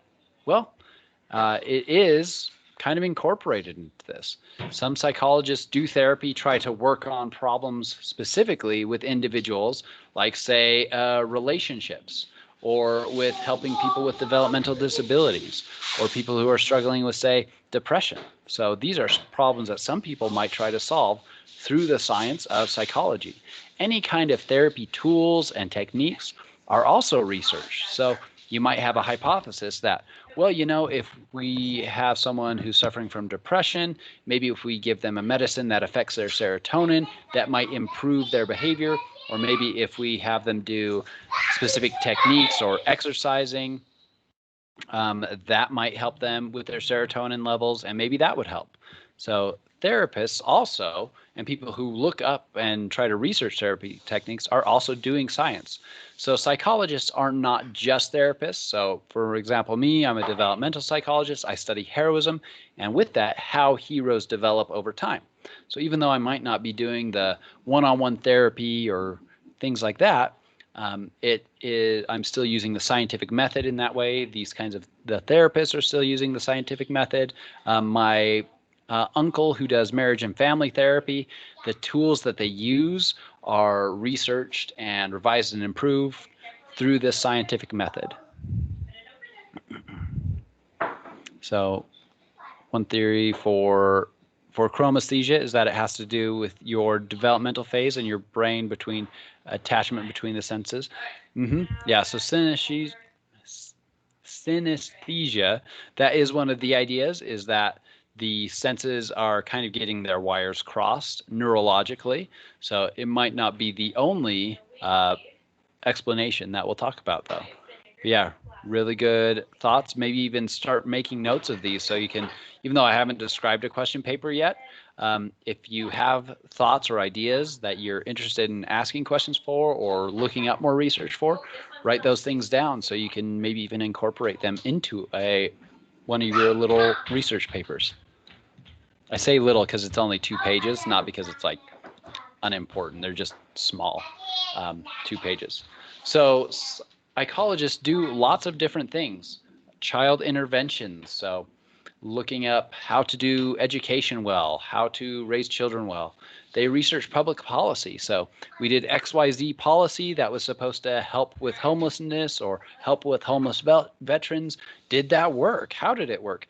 I have one colleague who does research in heroes, but also does work in Milwaukee and the surrounding area with the veterans community there, trying to get them access to healthcare and make the healthcare systems work better for them there.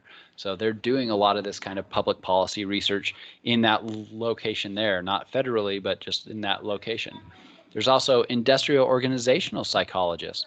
These are people who look at industries, companies, nonprofits, organizations, and look at how these industries can run better, how they can serve the people better, how people can communicate better. So similar to how a marriage and family therapist might work on how a couple communicates, you can work on, say, for example, how a doctor and the nurses communicate.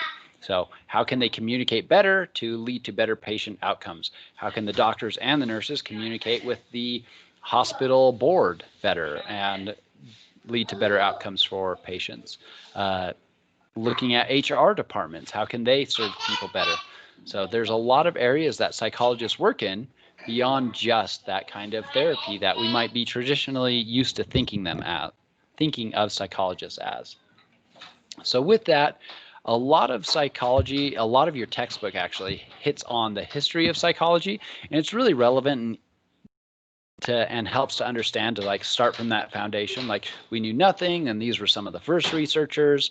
So your book covers history in a lot of detail, but in the lectures, I do like to focus more on contemporary psychology, so what a field is doing now. So your book doesn't really mention like industrial organizational psychology or public policy research, but I wanted to bring that up because it's a relevant thing that's going on now, as an example. As we talk about social psychology, we'll talk about the history of like the Milgram study or Stanford Prison study. But we'll also talk about what are social today as well. All right, so with that history, let's go way, way back really briefly to Greek philosophers. So Greek philosophers like Socrates, or Socrates, as you may know him, Plato, Aristotle, they all had ideas about the nature of thought, behavior, morality, the mind, the body, how they interacted with each other. And so a lot of the research and the science that we started to do were based on some of their original ideas. You might say their original ideas kind of made the original hypotheses that we've then built off of. So historically, psychology has been very Western. You can see these philosophers, they're all Western philosophers, right? So it's been heavily influenced by Western ideas and white, generally men, historically. So, but this has been changing a lot more recently, especially in the last couple decades. There's been the influence of philosophies from other areas of the world, science from around with other cultures, ideas from other cultures. So we're doing a better job at being more inclusive as a field of psychology now than we did before, but that is our history.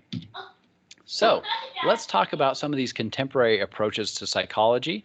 And essentially each of these on the list kind of has its own chapter in the book. So cognitive psychology, for example, behaviorism. So we'll kind of have a chapter per topic.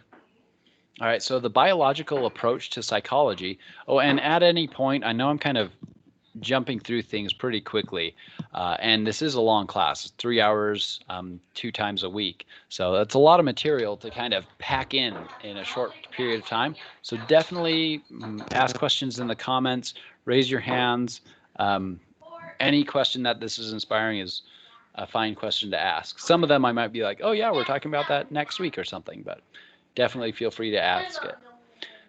So the biological approach to psychology looks especially at the study of the body and the brain and how our biology impact thoughts, behaviors, emotions. So we're looking at behaviors and mental processes from the perspective of biology.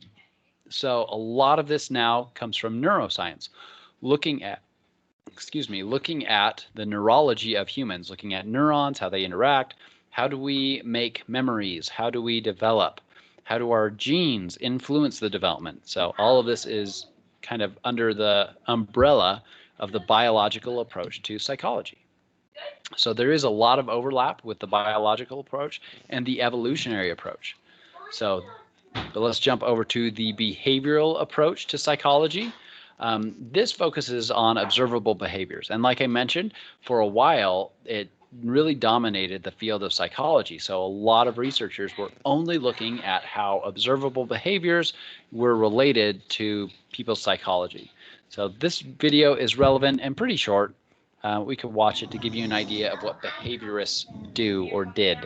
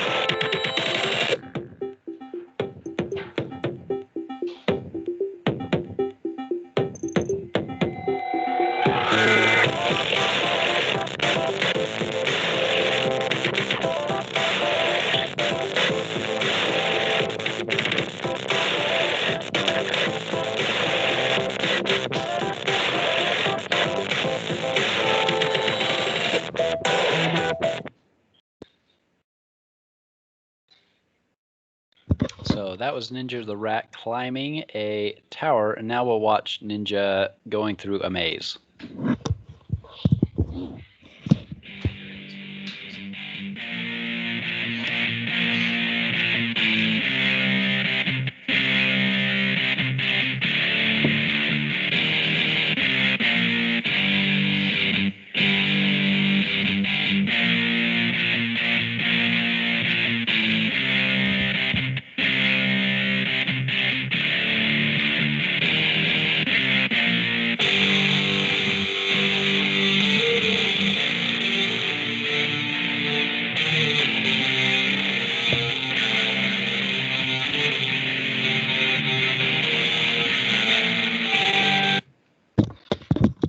All right, so hopefully you enjoyed the little break of watching Ninja.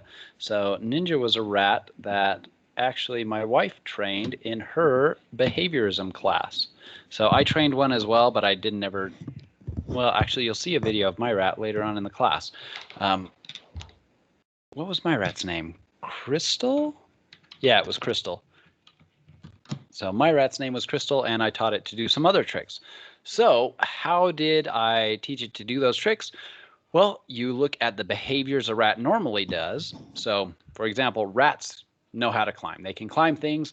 They climbed my car, and they chewed on parts of my car. Not these rats, wild rats. I'm still a little sore about it. If you can't tell. But because of that natural behavior, we were able to train this rat to climb that little climbing wall or climb down in this specific pattern for reinforcement. So you give them a little bit of tortilla for this rat, and that encourages them to be more likely to do that again. For the maze, they taught the rat how to go down certain paths first. So go this way and then take this turn, this turn. They could have, but they didn't just set the rat in the maze and wait until it found the end by itself. They kind of taught it in steps. And so that's kind of the behavioral approach to psychology, is looking at those kinds of behaviors and trying to modify behaviors through things like reinforcement. So some behaviorists that are historically you might have heard of, Pavlov, John Watson, or B.F. Skinner are examples of behaviorists. All right, the psychodynamic approach to psychology is kind of a funny word. It focuses on the unconscious thoughts, how biological drives like sex and hunger interact with society and family demands. So that's a big description for the kind of psychological approach that Freud had. Yeah, Skinner boxes. So Joshua, do you want to mention what Skinner boxes are? I'll actually go back to the behavioral approach. Or if you don't want to use your mic, feel free to type it in the comments. And so you might know from the name or be able to look at this and say Skinner boxes were probably used by Skinner, this researcher.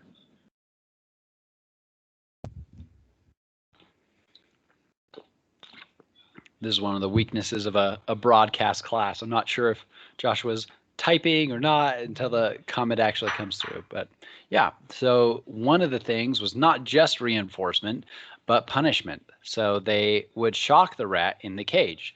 So they would use punishment sometimes if the rat did not behave the correct way. The floor would become electrified and give the rat a shock.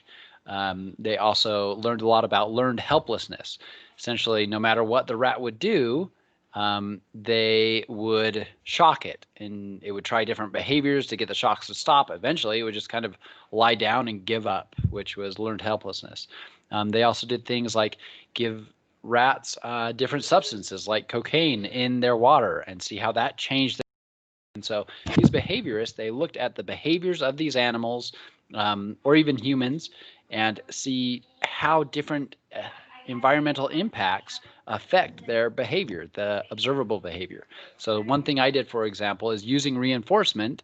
I taught a chicken to peck and identify different colored dots in a box. So like a baby chicken would peck a red dot versus a green dot on different sides of a box. And if they did it in a specific pattern, I would slide out a tray of food. So I would give them, essentially they were in a box. So not the same as a Skinner box, but very similar. And I guess there is a whole genre of games called Skinner box games. RuneScape is an example. Interesting. I'll look that up after class to if that would be a good example to use in class as well. So thanks, Joshua. That's very useful. So the psychodynamic approach, jumping forward to this one, is focusing on how things outside of our conscious perception, so our unconscious thought, our unconscious drives like for sex or for food, interact with societal or family demands. So Freud thought a lot about early relationships and how they might shape our personality even into adulthood. Developed therapies around these ideas, and since then have been studied scientifically. Lots of what Freud did has been thrown away at this point, but there's certain aspects of that that have continued on after being studied and modified and changed and even exist today. So today, this whole field of psychodynamic approach focuses more on cultural and social experiences and how they drive our unconscious thought. So we unconsciously know, like in a social environment, how people should behave, or in our culture, how we should behave in any given situation. So that's kind of how this field has evolved over time. So the humanistic approach to psychology focuses on human growth, human agency, and what you might term positive human qualities. So you might have heard of Maslow's hierarchy of needs. Abraham Maslow was a humanistic psychologist and had these ideas that, well, people's base needs need to be met. There's physiological needs like having air, water, food, shelter, sleep, clothing, and reproduction before you sought for things like safety needs. You can see the description here of what those are. And then if you have those needs met, you can look for love and belonging. And then you might have esteem needs. And then the top, kind of the goal or the pinnacle of what Maslow thought people should be looking for, are these self-actualization needs to become a person that you want to be, essentially. So it focused a lot on what humans could do to build themselves up to that self-actualized person, that we could choose to do certain things, or that we have qualities that might be more positive versus negative. So we've learned since then that while these are all relevant needs, you can meet other needs without having to have all your basic needs met. For example, you can find esteem needs or even be self-actualized even if you don't have safety needs or physiological needs met. So you can be homeless and still have esteem needs met and be self-actualized as well. It might be more difficult in that kind of context, obviously, but it is definitely possible. So an example of how the field has done studies and come to modify this kind of model. One big thing with the humanistic approach, it kind of rejected the psychodynamic approach that we were motivated mostly by unconscious things out of our conscious perception, that we could actually choose. It also rejected that behavioral idea that everything was behaviors and that we're kind of programmed through reinforcement and punishment. It said, no, humans can make some choices and we can grow and change in ways that we want to. So a lot of this work is relevant to current work in motivation, pro-social behavior. So it's really connected to a lot of the work I do. So it's connected to heroism, pro-social behavior, civic engagement, volunteering, and positive psychology as well. Positive psychology is a whole other field of psychology, another, maybe not an entirely different perspective, but that kind of grew out of the humanistic approach. It kind of said, hey, humanistic psychologists aren't doing enough empirical studies to look at their ideas, their theories. We need to do more empirical work. And so for a while they were kind of separated by that. Humanistic was a little more like developing ideas and philosophies, versus positive psychologists were doing more empirical studies and experiments. But now there's not that much. I mean, depending on the positive or humanistic psychologists you talk to, they might be really mad if they heard me say they're not that dissimilar now, but they're not that dissimilar now. So with that, another approach, and this is one of the biggest approaches right now in psychology, is actually the cognitive approach to psychology. So it focuses on how our mental processes, things like attention, our memory, our perception, our thinking, our problem solving. So with that, our sensation and perception, how they are related to our behaviors and mental processes. So they view cognitive psychologists would view the mind as an active and aware and problem solving system.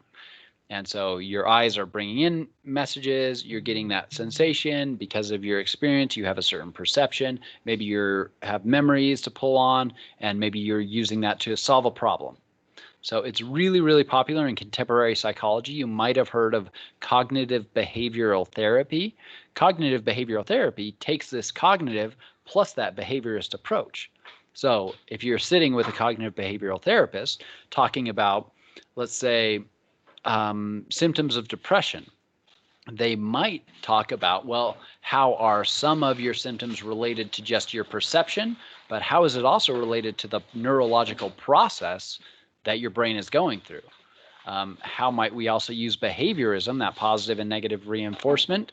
How might we use that to adjust your behavior, adjust your perception, adjust your thinking, even adjusting memories? And we'll talk more about how memories are created and can be modified later on in class. It's pretty fascinating. But cognitive behavioral therapy is one of the most popular therapies. One of the most seems to be useful across a lot of different kinds of problems or things that people suffer from as well. So that's basically taking this cognitive approach plus this behavioral approach. So the evolutionary approach to psychology, it takes the idea that we're primarily these adapted systems. A human is an adapted system that humans as a species need to reproduce. We also have gone through natural selection, and all those things, all those processes in our evolution might explain some of our behaviors, our thoughts, and our mental processes. So one example is that evolution has guided and affected human mating behaviors. It's affected the development and evolution of our anxiety and fear systems. So we talked about fight or flight earlier on. So that's a very evolved thing, right? So problem solving, memory, group creation, and many other things. So we probably wouldn't create groups like we do if we had to evolve differently and separately as individuals rather than as groups. Groups probably wouldn't be as big or important for humans if we had evolved in a different way. Another good example is some of these evolutionary things that we've evolved might not be super adaptive now. So you may have recently seen the video of the guy who comes across baby cougars. I think it was in like Provo Canyon. This was just like a week ago. And you could tell from his voice and he says at the end of the video like that it was a really stressful experience. You can hear it in his voice. He's really scared. He's backing up. So he's got a lot of anxiety and fear. And essentially that's what our anxiety and fear have developed to cope with. So that situation ended. He ended up throwing a rock towards the cougar and it ran off. It was scared enough that it ran off rather than attacking him. But it was about a 6-minute ordeal that this cougar is stalking this person. So our anxiety and our fear is built to handle those kinds of situations specifically.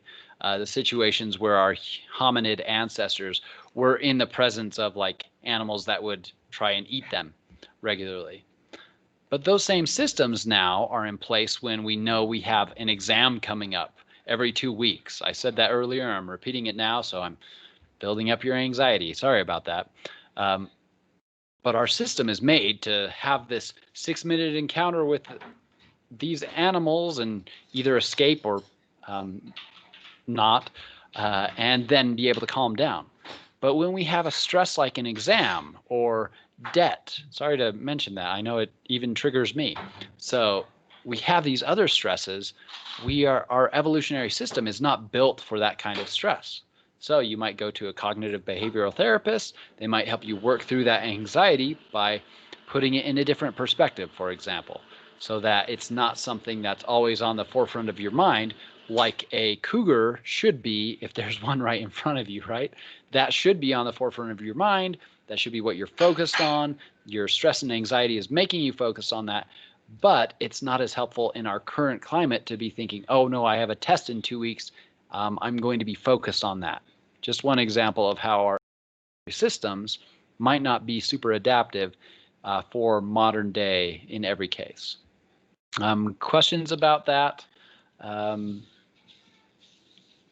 Hopefully the example was clear. Feel free to raise your hands at any point as well. So another approach to psychology is the sociocultural approach, and it focuses on how social and cultural environments influence our behavior, thoughts, mental processes. So it focuses a lot on cross-cultural research. So we have a different culture here than China, or a different culture here than Europe, or different culture here in Utah than maybe New York or maybe California.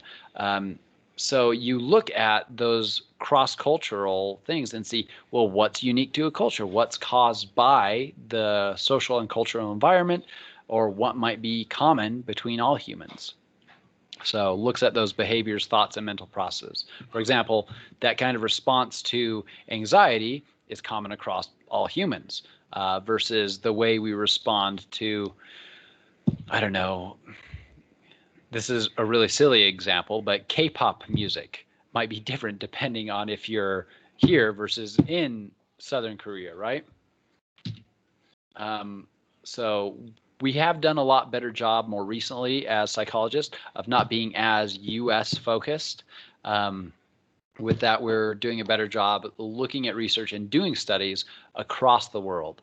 As well as psychology as a field, there are researchers across the world doing research. So while it might be in other languages, you can read the research in social psychology that's coming out of India, for example. You can get it translated. A lot of actual libraries. I'm not sure if Salt Lake Community College, they probably have like a system that they would go through if you wanted an article that they would pay. It wouldn't be our library itself, but they probably have that kind of funding. So which of these approaches is the best or is the correct approach? So let's just put in the meeting chat which one you think is best, maybe a quick reason why, or which one you think is the correct approach and why. Like maybe a sentence or two.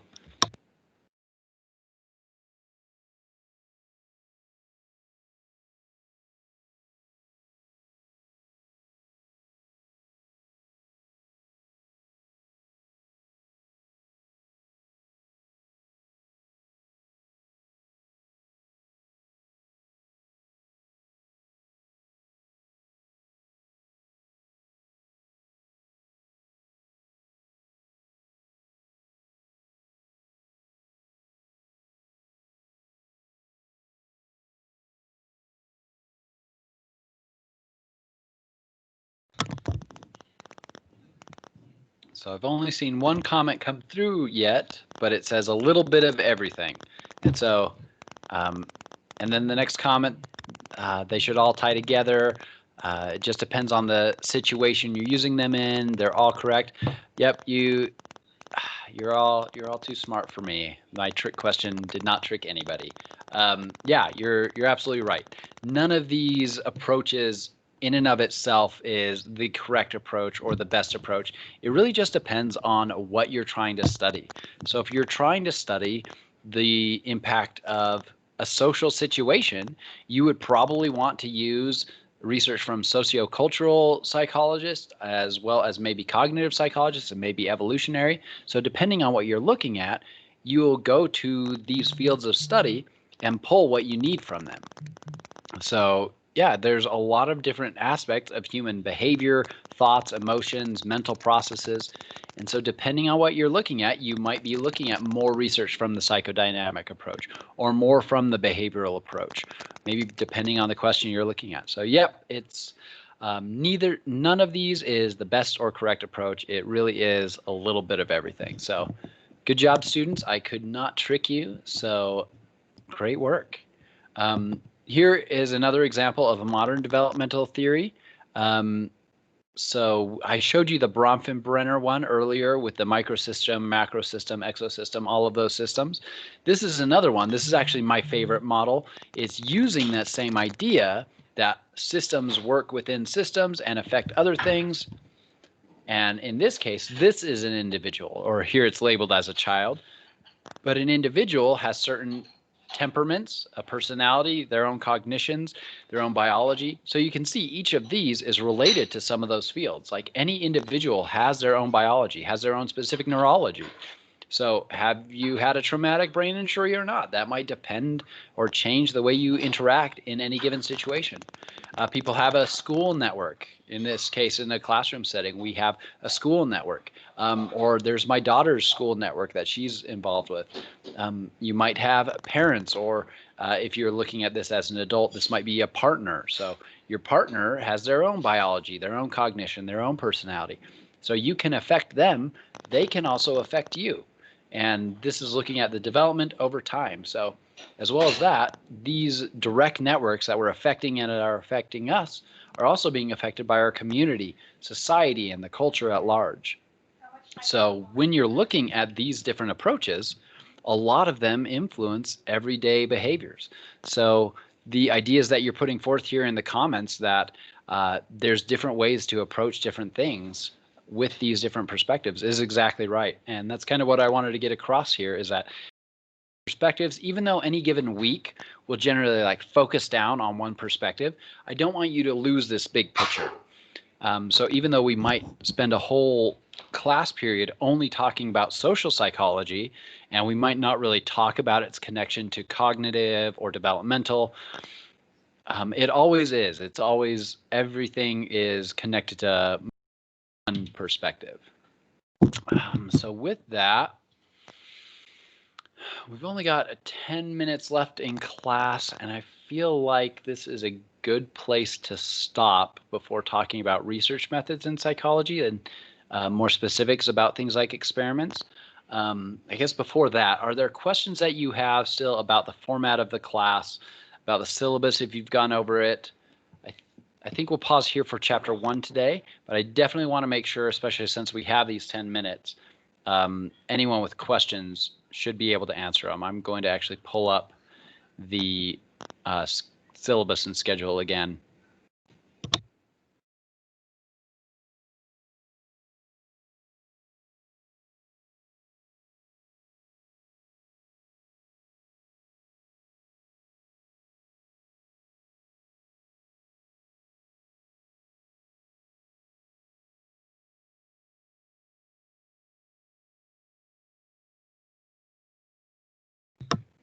All right, good question, Haley. Are we supposed to start with chapter 1 in the book? So the best place to find that will be the schedule. So I have saved the schedule as a separate piece, but it is also in your syllabus. So as you go here, each of these colors kind of is indicative of when you should kind of be reading one of the chapters. So our first one is chapter 1. So chapter 1 is the first chapter you should read in the book. So just, you can also go by the Canvas. And it is also in the correct order there. So the first chapters we're going over are chapters 1, and then we'll do chapter 2, and then chapter 3. So for right now, yes, we're starting with chapter 1, then chapter 2 quiz will be next, and then chapter 3, and then we'll have our first exam over those 3 chapters and both the chapters and the content from the lecture. So make sure you're taking notes as you read the chapters, you're doing your questions. All right, other questions that you have over the syllabus?